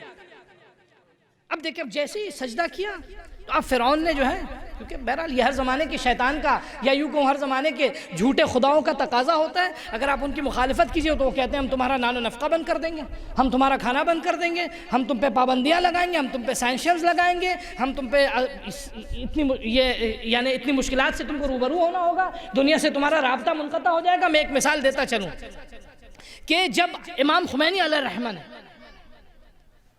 خدا ان کے انقلاب کو قیامت تک قائم رکھے انشاءاللہ، جب جو ہے سلمان رشدی کے قتل کا فتویٰ دینا حکم جاری کرنا چاہا، اور اپنے جو ہے وہ نشریات کو جو انہوں نے یہ پیغام بھیجنا چاہا کہ بھئی اس کے حکم کا فتویٰ صادر کر، یہ تم ریڈیو سے براڈ کاسٹنگ سے، ریڈیو سے، ٹیلی ویژن سے، ہر طرف سے اعلان کرو۔ تو امام خمینی کے مشاوروں نے ان سے کہا کہ سرکار آپ ایسا نہ کیجئے، اگر آپ ایسا کریں گے تو دنیا ہمارا بائیکاٹ کرے گی۔ توجہ چاہ رہا ہوں وزیر، دنیا ہماری بائیکاٹ کرے گی، دنیا جو ہے ہم پر سینکشنز لگائے گی، ہمارے رابطے ملکوں سے منقطع ہو جائیں گے، ہم پہ امکان ہے جنگی چڑھاؤ بھی ہو جائے۔ تو امام خمینی جانتے جواب کیا دیا تھا؟ توجہ سے سنیے گا جی، امام خمینی علیہ الرحمہ کا جواب یہ تھا کہ یہ بتاؤ وہ کیا کریں گے؟ ہم سے تعلقات ختم کر دیں گے، جب ہم پہ سینکشنز لگائیں گے تو ہمارا اقتصادی جو ہے وہ نزول آئے گا، ہمارا معاش خراب ہوگا، فقر و فاقہ ہوگا، یہی تو ہوگا، سختیاں، جنگ ہوگی، خون خرابہ ہوگا، یہی تو ہوگا، اور کیا ہوگا؟ لیکن یاد رکھو اگر وہ ہم پر سینکشنز ڈالیں گے، غربت و فقر و فاقہ آئے گا، تو اس سے لڑنے کے لیے ہمارے پاس روزے ہیں، اور اگر ہم پہ جنگ کی چڑھاؤ کریں گے تو اس کا مقابلہ کرنے کے لیے ہمارے پاس کربلا ہے، یہی تو ہوگا، اس سے زیادہ تو کچھ نہیں ہو سکتا عزیزوں۔ کہنے کا مقصد اب یہ کب آتا ہے جذبہ انسان کا کہ تمام زندگی میں ہم لوگ تھوڑی سی مشکل آتی ہے، شکوہ کرنے لگتے ہیں، آسمان کی طرف دیکھنے لگتے ہیں، ہم لوگ تو بہرحال مشرک تو نہیں، ہم خدا کا انکار تو نہیں کرتے، لیکن مشکل آتی ہے یہ آسمان کی طرف دیکھتے ہیں. تھوڑا سا بے دین ہو انسان تو کہتا ہے کیا اللہ میں ہمیں ملے تھے، لیکن آدمی دیندار ہو تو کیا کہتا ہے آسمان کی طرف دیکھتا ہے. اس دیکھنے کا مطلب کیا ہوتا ہے جانتے ہیں؟ دیکھنا مطلب کیا، خدا ہمیں ملے تھے، ارے بغل والے کی چھت پہ ڈال دیتا ہے یہ مصیبت. یہ آدمی یہ لیکن کیا مطلب ہے جانتے ہیں اس کا؟ انسان جب مصیبت میں آتا ہے تو شکوہ کرنے لگتا ہے. اخلاص کا مطلب کیا ہے کہ جس خدا پہ ایمان رکھا ہے تم نے، تمہاری زبان پہ کبھی شکوہ نہیں آنا چاہیے. اخلاص. اب سنیے، یہ فرعون جو بنی جادوگر تھے سجدہ کیا. اب فرعون نے، قرآن کہتا ہے کہ دھمکیاں دینا شروع کی، تم نے میری مخالفت کی، میری اجازت کے بغیر سجدہ کیا. لَأُقَطِّعَنَّ أَيْدِيَكُمْ وَأَرْجُلَكُمْ مِنْ خِلَافٍ، تمہارا ایک ہاتھ کاٹیں گے. اس زمانے کی سزا جو سب سے شدید سزا ہوا کرتی تھی وہ یہ، ایک ہاتھ کاٹا اور ایک پیر کاٹا ایک طرف کا. اور وَلَأُصَلِّبَنَّكُمْ عَلَى جِذْعِ النَّخْلِ، اور کھجور کی ٹہنیوں پہ تم کو لٹکا دیں گے تاکہ تم لوگوں کے لیے عبرت بن سکو. عزیزو، اب یہ غور کا مقام ہے. یہاں سے میں آپ کی خدمت میں عرض کرنا چاہ رہا ہوں کہ خدا پہ ایمان انسان کو جرأتیں دیتا ہے. خدا پر ایمان انسان کے اندر سے بیجا خداؤں کے خوف کو نکالتا ہے. خدا پر ایمان انسان کو اندر سے توانائی دیتا ہے. خدا پر ایمان صرف انسان کو نماز پڑھنا نہیں سکھاتا ہے. خدا پر ایمان انسان کو اگر کوئی نماز نہ پڑھے تو اس کی مثال جانور کی ہے. خدا پر ایمان جو ہے وہ انسان کو صرف روزے دار نہیں بناتا ہے، اگر کوئی روزہ نہ رکھے تو اس کی انسان محروم انسان کی مثال. لیکن خدا کا ایمان صرف جو ہے وہ انسان کو یہ ارکان و مناسک نہیں سکھاتا، بلکہ اس کے قلب کو اس قدر مضبوط کر دیتا ہے کہ ہر سختی کو برداشت کرنے کے لیے تیار ہوتا ہے. جیسے فرعون نے یہ دھمکی دی تو اب وہ لوگ جو فرعون کا سجدہ کر رہے تھے انہوں نے فرعون سے کہا کہ فرعون تو کیا کرے گا؟ تو ہاتھ کاٹے گا؟ تو پیر کاٹے گا؟ جواب سنیے. اب تک جو نگاہیں گرا کر بات کر رہے تھے، اب انہوں نے نگاہوں میں نگاہیں ڈال کر بات کرنا شروع کی. اب نگاہوں میں نگاہیں ڈال کے بات کر کہتے ہیں افعل ما شئت یا فقد ما انت قاض. اے فرعون، جا تجھے فقد ما انت قاض، جا تجھے جو فیصلہ کرنا ہے کر لے. تو کہاں فیصلہ کرے گا؟ انما تقضی هذه الحیات الدنیا. ارے فرعون، تو اسی دنیا میں تو فیصلہ کرے گا.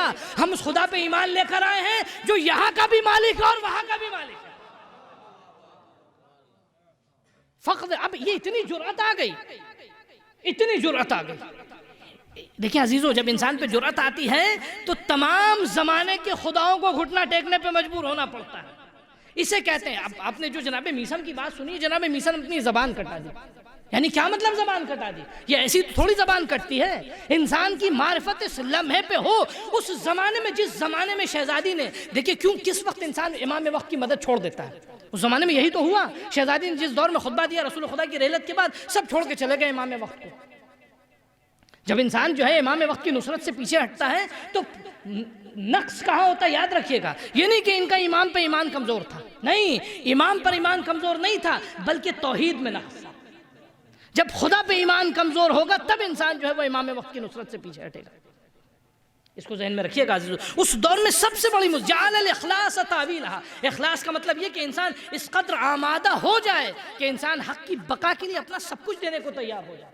ہم لوگ کے ساتھ کیا ہوتا ہے؟ نماز کا ٹائم ہوا، کیا کریں، ابھی کام ہے، ابھی نوکری، ابھی ڈیوٹی ہے. معاف کیجیے گا، میں کسی پہ طنز نہیں کر رہا ہوں کہ نہیں، مثال کے طور پہ لوگ چلے جائیں گے، مجلس نہیں ہو پائے گی. نہیں، سب کچھ ہوگا. ہم جس کی مجلس کر رہے ہیں اسی نے تو نماز بچائی ہے. ہم یہ مجلس کس کے لیے ہم کر رہے ہیں؟ میں نے عرض کیا آپ کی خدمت میں ایک مثال دیتا چلوں. میں نے کل بھی مثال دی تھی مجلس میں. کہیں سامنے یہاں اینٹ رکھی ہے، ایک انسان آئے یہاں، ایک ہاتھ سے اینٹ کو اٹھائے، پھر دوسرے ہاتھ وہاں رکھ دے، پھر ادھر سے اٹھائے ادھر رکھ دے. 4 گھنٹے یہی کام کرتا رہے. آپ اس سے پوچھے بھائی کیا کر رہا ہو؟ کہا نہیں بس اینٹیں اٹھا رہا ہوں. آپ کیا کہیں گے اس کو؟ دیوانہ ہو گئے کیا؟ پاگل ہو؟ لیکن یہی انسان کہے کہ نہیں، ڈاکٹر نے کہا ہے میری ہاتھوں کی رگیں ذرا کمزور ہیں تو میں یہ ریاضت کر رہا ہوں، یہاں سے اٹھا کے وہاں رکھتا ہوں، وہاں سے اٹھا کے یہاں رکھتا ہوں. اے عزیزو، عمل ایک ہے لیکن فرق یہ، پہلے کو آپ نے دیوانہ کہا، اس کو عقل مند کہیں گے. کیوں کہیں گے؟ کیونکہ یہ مقصد کے ساتھ کام کو انجام دے رہا ہے، وہ بے مقصد کام انجام دے رہا ہے. بھائی یہی حال ہے عزا یا کوئی بھی کام ہم اہل بیت کے نام پہ انجام، اگر مقصد کے ساتھ انجام دیں گے تو عقل و شعور کی دلیل ہوگی. اگر مقصد کو چھوڑ کے انجام دیں گے، بس عزیزو، میں اس سے زیادہ آپ کی خدمت میں اور کچھ نہیں کرنا چاہ رہا. تو اخلاص کا مطلب کیا ہے؟ ایام فاطمیہ بہترین دلیل ہے دین کی بقا کے لیے، بہترین دلیل ہے دین کی پاسبانی کے لیے. اور اس وقت اگر شہزادی نہ ہوتی، کہیں بھی یاد رکھیے گا، کوفے کے بارے میں آپ اکثر سنتے آئے ہیں، کوفے والوں نے جناب مسلم کا ساتھ نہ دیا، جبکہ نماز بھی پڑھتے تھے، روزہ رکھتے، سب کچھ کرتے تھے۔ مشکل کیا تھی؟ مشکل توحید میں تھی، مشکل جو ہے خدا کی معرفت میں تھی۔ اگر معاشرے میں خدا شناسی نہ ہو، انسان خدا کو نہ پہچانے، تو کہیں بھی داؤ دے جا سکتا ہے، کہیں بھی انسان ساتھ چھوڑ کے چلا جا سکتا ہے، امام وقت کو تنہا رکھ سکتا ہے۔ شہزادی اس بیماری کے علاج کے لیے شہزادی نے جو ہے، بس میں نے آپ کی زحمت کو تمام کیا، حتی الامکان جو ہے انسان اپنے وجود میں، یعنی اپنے اور خدا کے درمیان کے فاصلے کو کم کرے، اپنے اور خدا کے درمیان کی دوریوں کو کم کرے انسان۔ اور یہ مسجدوں میں جا کے بیٹھنے ریاضت کرنے سے حاصل نہیں ہوگی، بلکہ وہ انارا فی العقول معقولها فی العقل معقولها، نہیں بلکہ عقل و شعور کی بلندی و بالندگی کے ذریعے اپنے اعتقاد، خدا پہ اعتقاد کو خالص کیجیے عزیز۔ اور جہاں یہ کمزور ہوگا انسان پھر ہر میدان میں کمزور ہوگا۔ اکثر آپ نے دیکھا ہے کہ شخص جو ہے مثال کے طور پہ نماز میں تاخیر کرتا ہے، کیوں تاخیر کرتا ہے؟ کیا اس کو نماز کی اہمیت نہیں معلوم ہے؟ نہیں، اس کو نماز کی اہمیت معلوم ہے، لیکن کمزوری کہیں اور، اسے یہ نہیں معلوم کہ بلانے والا کون ہے۔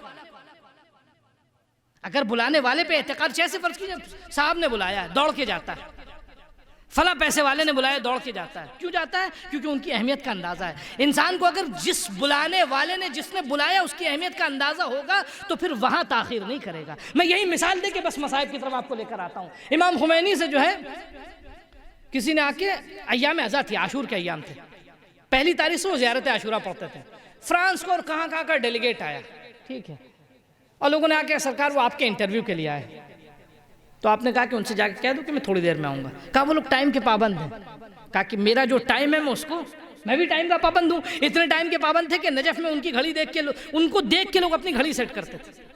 جب وہ نماز یا حرم میں جب زیارت کے لیے جاتے تھے تو مثال کے طور پہ 6 بجے ان کو زیارت میں جانا ہے، 9 بجے زیارت میں جانا ہے، تو لوگ اس وقت اپنی گھڑی سیٹ کرتے تھے۔ تو ان کا نہیں، یہ وقت میرا امام حسین کی زیارت کا ہے۔ توجہ چار آوازی دو، کیا مطلب؟ جتنی بھی بڑے بڑے جرنلسٹ آئے، جو بھی آئے، لیکن ہماری نظر میں وہ بڑے نہیں ہیں، جو بڑا ہوتا ہے انسان اس کے لیے وقت نکالتا ہے۔ توجہ، بس عزیزو میں نے اپنی بات کو ختم کیا۔ تو شہزادی، اصل جو شہزادی کا دفاع تھا، شہزادی نے جو دین کی پاسبانی کے لیے، اگر شہزادی نہ ہوتی تو سب کچھ ختم ہو جاتا، اور پھر اس کو بچانے کے لیے سب کچھ قربان بھی کیا شہزادی نے، اپنا سب کچھ، جتنی عظیم قربانی دے سکتی تھی شہزادی نے قربانی دی، اور ایسی قربانی جو ہے اس کی مثال نہیں ملتی۔ اچھا دیکھیے، انسان جب کسی چیز کو قربان کرتا ہے تو ہم لوگ اگر کچھ قربان کرتے ہیں تو ہمارے چہرے پہ، ہمارے وجود سے جھلکنے لگتا ہے۔ کسی راہ میں اگر ہم سختیوں کو برداشت کرتے ہیں تو ہمارا چہرہ بتانے لگتا ہے کہ ہم پریشان ہیں، ہم سختیوں سے گزر رہے ہیں۔ لیکن اللہ اکبر، قربان جائیں شہزادی پر، قربانی پہ قربانیاں دیتی گئیں، لیکن علی پہ جھلکنے بھی نہ دیا۔ مولا کائنات جیسے انسان عارف، انسان شناس، چہرہ شناس پہچان نہیں پایا کہ شہزادی سختیوں میں۔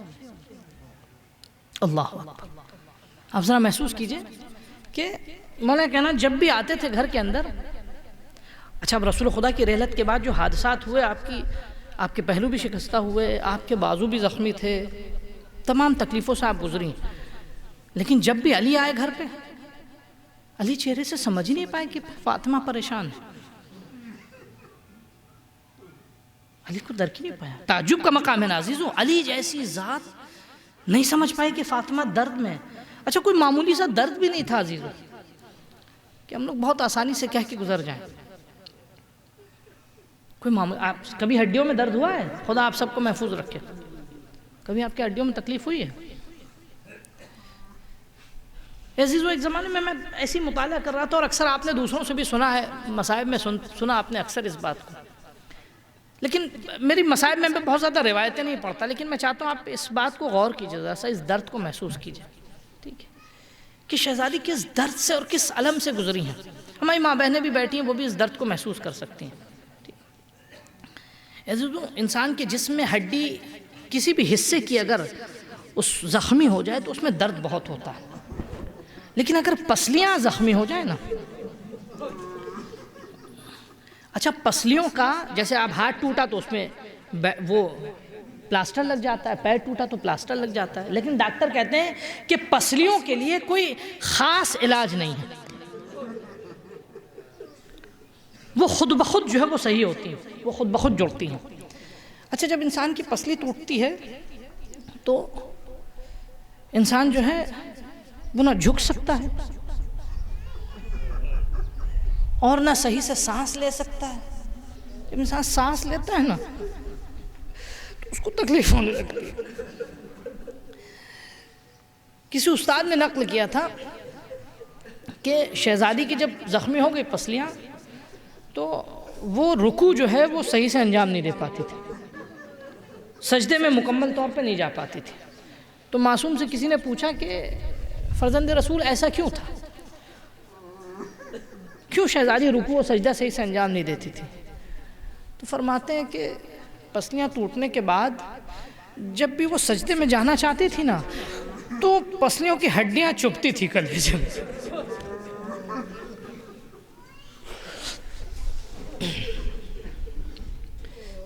عزیزو میں آپ سے چاہ رہا ہوں تھوڑا سا ایک لمحے کے لیے غور کیجئے عزیزو، ہم اتنی آسانی سے پڑھ رہے ہیں، آپ اتنی آسانی سے سن رہے ہیں، ذرا محسوس تو کیجئے عزیزو کہ انسان کی کیا کیفیت ہوتی ہے جب سانس لیتا ہے نا تو انسان کو درد ہوتا ہے، انسان سانس نہیں لے پاتا۔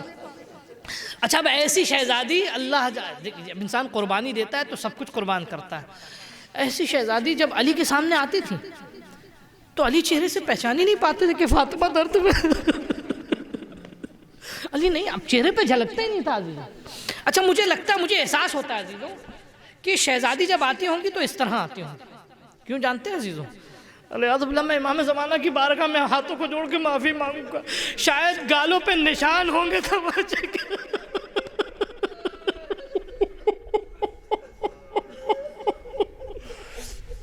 اللہ اکبر، خدا آپ کی آنکھیں ایسے ہمیشہ نم رہیں عزیزوں، ایسے ہمیشہ نم رہیں عزیزوں۔ مصائب پڑھتے سے زیادہ محسوس کیجئے، میں بہت زیادہ جلدی مصائب نہیں پڑھنا چاہتا، میں چاہتا ہوں تھوڑا درد کو محسوس کیجئے، صرف اس غربت کو۔ ابھی ایک مصائب کا جملہ آپ اکثر سنتے آئے ہیں کہ شہزادی نے کیا وصیت کی کہ یا علی کفنی باللیل، سنیے گا وصیت، جب آخری وقت آیا آپ کا تو آپ نے قریب بلایا، قریب بلانے کے بعد کہا ابوالحسن، اچھا جیسی قریب بلایا کچھ کہنا چاہتی تھی کہ مولا کائنات جو ہے وہ شہزادی کو دیکھ کے رونے لگے، گریہ کرنے لگے۔ اچھا، جب مولا کائنات رونے لگے تو شہزادی بھی رونے لگی۔ تو شہزادی نے پوچھا ابوالحسن آپ کیوں رو رہے ہیں؟ تو کہا کہ فاطمہ آپ کا فراق مجھ سے برداشت نہیں ہوگا۔ کہا اے بنت رسول آپ کیوں رو رہی ہیں؟ جو جملہ سنیے گا عزیزہ، کہا کہ اب کی لما تلقی بعدی، اے ابوالحسن میں رو رہی ہوں کہ میرے بعد آپ کا کیا ہوگا۔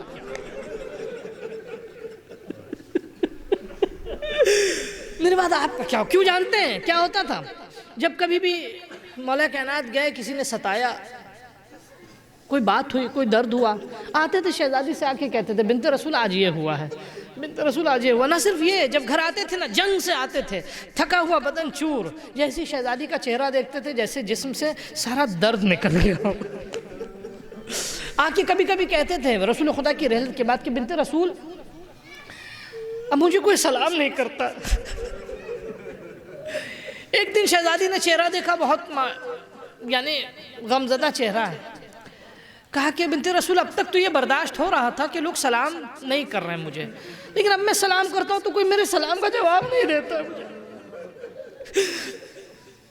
تو عزیزوں شہزادی نے صبر کی تلقین دی، تو شہزادی نے کہا مولا کائنات سے اب کی لما تلقی بعدی، اے ابوالحسن میں رو رہی ہوں کہ میرے بعد آپ کا کیا ہوگا، آپ اکیلے ہو جائیں گے۔ اچھا، اب شہزادی نے وصیتیں سنی عزیزوں۔ اچھا، اب آپ سے خدا سب کی ماؤں کی گودوں کو باقی رکھے، سب صاحب اولاد با اولاد رہے عزیزوں، اور اسی طرح بچوں کے سروں پر ان کی ماؤں کا سایہ بھی باقی رہے۔ اے عزیزوں، بچے جو تھے نا اس وقت، امام حسن 7 سال کے، امام حسین 6 سال کے، بی بی زینب 4 سال کی، شہزادی ام کلثوم 3 سال کی، بس یہی عمر تھی عزیزوں۔ شہزادی نے وصیت کرنا شروع کی۔ اچھا، جب شہزادی کی والدہ کا انتقال ہو رہا تھا، اس دنیا سے جا رہی تھیں، تو شہزادی کی عمر بھی اتنی تھی، 3-4 سال کی تھی۔ تو شہزادی کو یہ احساس تھا کہ بچے ماں کے بغیر کس طرح رہتے. ایک مرتبہ بلایا ابو الحسن، اے ابو الحسن میرے بچوں پہ کبھی چیخیے گا نہیں، ان بچوں کو کبھی ڈانٹیے گا نہیں، ان بچوں سے غصہ نہ کیجیے گا. اے ابو الحسن ان بچوں کو یہ احساس نہ ہونے دیجیے گا کہ ان کی ماں زندہ نہیں. اے ابو الحسن ان سے ملنے آیا کیجیے گا، میرے بعد اگر آپ شادی بھی کر لیں تو ان بچوں کو چھوڑیے گا نہیں اکیلے، ان سے ملنے کے لیے آیا کیجیے گا. اب اس کے بعد شہزادی نے وصیت کیا کہ ابو الحسن غسلنی باللیل، مجھے رات میں غسل دیجیے گا. اس میں جو درد کا پہلو ہے عزیزوں میں اس کو آپ کی خدمت میں پیش کرنا چاہتا ہوں. وہ پہلو اس کی طرف توجہ میں چاہتا ہوں، پھر جتنا گریہ کر سکتے ہیں کیجیے گا. غسلنی باللیل کفنی باللیل ودفنی باللیل، مجھے رات کو غسل دیجیے گا، مجھے رات کو کفن دیجیے گا اور رات ہی کو مجھے دفن کیجیے گا. اچھا اس کے ایک تجزیہ تو یہ کرتے ہیں سب کہ کیونکہ شہزادی نہیں چاہتی تھی کہ ان پہ ظلم کرنے والے جنازے میں شریک ہوں. بالکل یہ صحیح ہے تجزیہ. ایک اور تجزیہ سنیے عزیزوں، آج کے زمانے میں جیسے لائٹ ہے نا تو اب کسی مردے کو آپ غسل دیتے ہیں، میں اس لیے اتنے آرام سے پڑھ رہا ہوں تاکہ آپ محسوس کر کے جتنا گریہ کر سکیں. شہزادی کے ساتھ ہوا کیا تھا آپ جانتے ہیں عزیزوں؟ شہزادی کے ساتھ 3 بڑے ستم ہوئے تھے. چہرے پہ تماچے کے نشان بھی تھے، بازوؤں پہ تازیانوں کا نیل بھی تھا اور پسلیاں بھی ٹوٹی تھی، ہے نا عزیزوں. اب شہزادی نے اس آج کی تاریخ اب روشنی میں اگر کسی کو آپ غسل دیجئے تو اس کے جسم کے سارے اجزاء نظر آتے ہیں، لیکن اس زمانے میں روشنی تو تھی نہیں. اس زمانے میں دیا جلتا تھا، دیا جلا کر روشنی اندھیرے کو دور کرتے تھے. اے عزیزو دیا جب جلتا ہے تو اس میں صرف اندھیرا دور ہو جاتا ہے لیکن پورا جسم مکمل نظر نہیں آتا. توجہ ہے نا عزیزو، شہزادی یہ نہیں چاہتی تھی کہ علی کو معلوم ہو کہ بازوؤں میں نیل پڑا ہے. اے عزیزو جب مولا کائنات غسل دینے لگے تو سبوں سے کہا تھا، بچے رو رہے تھے، بچوں سے آگے کہا بچوں آہستہ رونا، زور سے نہ رونا، چیخ کے نہ رونا، بچوں دوسروں کو معلوم ہو جائے گا. اب غسل دیتے دیتے اچانک چیخ کے گریہ کرنے لگے. ایک مرتبہ صحابیوں نے پوچھا، چاہنے والے نے پوچھا مولا کیا بات ہے، چیخ کے آپ کیوں رو رہے ہو؟ کہا کہ فاطمہ کی پسلیاں ٹوٹی تھی. اے عزیزو علی کو غم اس بات کا نہیں تھا کہ پسلیاں ٹوٹی تھی، غم اس بات کا تھا کہ فاطمہ نے معلوم ہونے نہ دیا.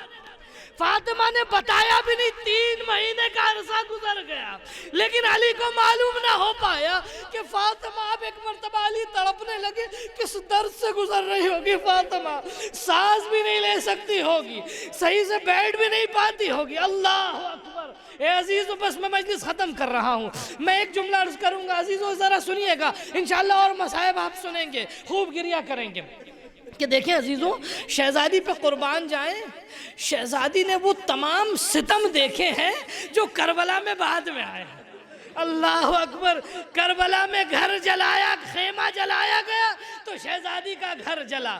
کربلا میں سب سے چھوٹا شہید عبداللہ رضی ہے تو شہزادی نے اپنے محسن کی قربانی دی. کربلا میں سب سے چھوٹی بچی کو تماچے پڑے ہیں تو شہزادی کے گالوں پہ بھی نشان تھا. بس ہاتھوں کو جوڑ کے کہوں گا میں کربلا والوں کو، اے مولا حسین، ارے آپ کی شہادت بے درد تھی، آپ کی شہادت درد مند تھی لیکن آپ کا روزہ آباد ہے. اللہ رے بقی. آئیے چلیے امام زمانہ کو پرسہ دیتے ہیں، شاید بقی میں بیٹھے ہوں گے اپنی ماں کی قبر پہ. اے اماں، ارے خدا میرے ظہور میں تعجیل کرے تاکہ میں آپ کی قبر کو انا للہ و انا الیہ راجعون.